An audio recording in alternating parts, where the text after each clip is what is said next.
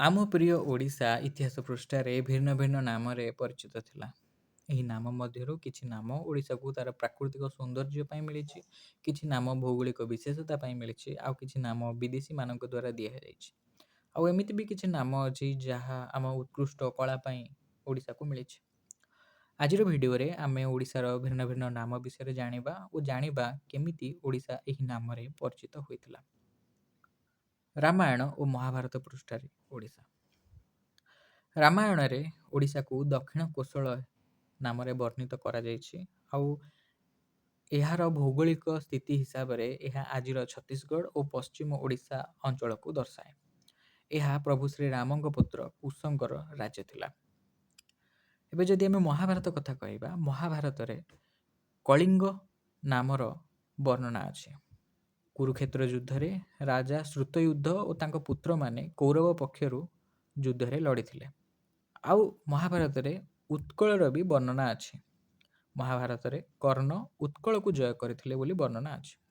ଏହି ଅଞ୍ଚଳ କଳିଙ୍ଗର ଉତ୍ତର ଭାଗରେ ଅବସ୍ଥିତ ବୋଲି ଏହା ଲେଖା ଅଛି। ଏବେ ଯଦି ଆମେ ଆନ୍ସେଣ୍ଟ ହିଷ୍ଟ୍ରି ପର୍ସପେକ୍ଟିଭରୁ ଦେଖିବା, କଳିଙ୍ଗ ନାମଟି ପୁଣି ଆଉଥରେ ଆମର ଦୃଷ୍ଟିଗୋଚର ହୁଏ। କଳିଙ୍ଗ ଯୁଦ୍ଧ 261 BCEରେ ଲଢ଼ା ଯାଇଥିଲା ଏବଂ ସେହି ସମୟରେ ଅଶୋକ କଳିଙ୍ଗକୁ ଜୟ କରିଥିଲେ। ଆଉ ସେହି ସମୟରେ ତୋଷାଳୀ ନାମର ବି ବର୍ଣ୍ଣନା ଆସେ। ଆଉ ଏବେକା ହିସାବରେ ତାହା ଭୁବନେଶ୍ୱରକୁ ବୁଝାଏ, ଆଉ ତାହା ଧଉଳି ପାଖାପାଖି ଏରିଆକୁ ହିଁ ବୁଝାଏ। ତୃତୀୟରୁ ଚତୁର୍ଥ ଶତାବ୍ଦୀରେ ଗୁପ୍ତ ସାମ୍ରାଜ୍ୟ ଓଡ଼ିଶାରେ ଶାସନ କରୁଥିଲେ। ସେ ସମୟରେ ଓଡ଼ିଶାକୁ ମହାକାନ୍ତାର ବୋଲି ବର୍ଣ୍ଣନା କରାଯାଇଛି। ଏହାର ଭୌଗୋଳିକ ସ୍ଥିତି ହିସାବରେ ଏହା କଳାହାଣ୍ଡି ଓ ଜୟପୁରର ଜାଗାକୁ ଦର୍ଶାଏ। ଆଉ ମହାକାନ୍ତାର ମାନେ ହେଉଛି ଗ୍ରେଟ୍ ଫରେଷ୍ଟ। ଏବେ ଯଦି ଆମେ ମେଡିଭାଲ ହିଷ୍ଟ୍ରିକୁ ଯିବା, ଷଷ୍ଠରୁ ଅଷ୍ଟମ ଶତାବ୍ଦୀରେ କଙ୍ଗୋଦ ବୋଲି ଓଡ଼ିଶାକୁ ବର୍ଣ୍ଣନା କରାଯାଇଛି।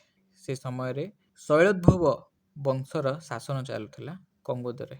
ଆଉ ଏହାକୁ ଯଦି ଆମେ ଭୌଗୋଳିକ ସ୍ଥିତି ହିସାବରେ ଦେଖିବା, ତାହେଲେ ଏହା ଗଞ୍ଜାମ ଡିଷ୍ଟ୍ରିକ୍ଟକୁ ଦର୍ଶାଏ। ନବମରୁ ଦ୍ୱାଦଶ ଶତାବ୍ଦୀ ମଧ୍ୟରେ ଓଡ଼ିଶାକୁ ତ୍ରିକଳିଙ୍ଗ ବୋଲି କୁହାଯାଉଥିଲା। ଏହାକୁ ସୋମବଂଶୀ ରାଜା, ଗଙ୍ଗବଂଶୀ ରାଜାମାନେ ବ୍ୟବହାର କରୁଥିଲେ ଏ ନାମକୁ। କଳିଙ୍ଗ, କଙ୍ଗୋଦ, କୋଶଳ ଏସବୁକୁ ମିଶେଇକି ତ୍ରିକଳିଙ୍ଗ କୁହାଯାଉଥିଲା। ଏହା ସୋନପୁର କପର ପ୍ଲେଟ୍ସରେ ଲେଖା ହୋଇଅଛି। ତ୍ରୟୋଦଶରୁ ଚତୁର୍ଦ୍ଦଶ ଶତାବ୍ଦୀରେ ଯାଜନଗର ବୋଲି ଓଡ଼ିଶାକୁ ବର୍ଣ୍ଣନା କରାଯାଇଛି। ଏହା ମୁସଲିମ ଟେକ୍ସଟ ମାନଙ୍କରେ ଦେଖାଯାଏ। ତବାକତ ଇ ନାସିରରେ ଏହାକୁ ବର୍ଣ୍ଣନା କରାଯାଇଛି। ଆଉ ଯାଜନଗରର ଭୌଗୋଳିକ ସ୍ଥିତି ହିସାବରେ ଯାଜପୁରଟିକୁ ଯାଜନଗର କୁହାଯାଉଛି। ଏବେ ଯଦି ମଡ଼ର୍ଣ୍ଣ ଏରା କଥା କହିବା, ତାହେଲେ 1803 ମସିହାରୁ 1936 ମସିହାରେ ବ୍ରିଟିଶ ମାନଙ୍କ ଶାସନ ଚାଲିଥିଲା। ଆଉ ସେ ସମୟରେ ବ୍ରିଟିଶ ମାନେ ଆମ ଓଡ଼ିଶାକୁ ଓରିଶା ବୋଲି କହୁଥିଲେ। ଆଉ 1936 ଏପ୍ରିଲ 1 ତାରିଖରେ ଓଡ଼ିଶା ରାଜ୍ୟର ଗଠନ ହୋଇଥିଲା। ଆଉ ପ୍ରଥମ ଭାଷାଗତ ରାଜ୍ୟ ଭାବରେ ଏହାର ଗଠନ ହୋଇଥିଲା।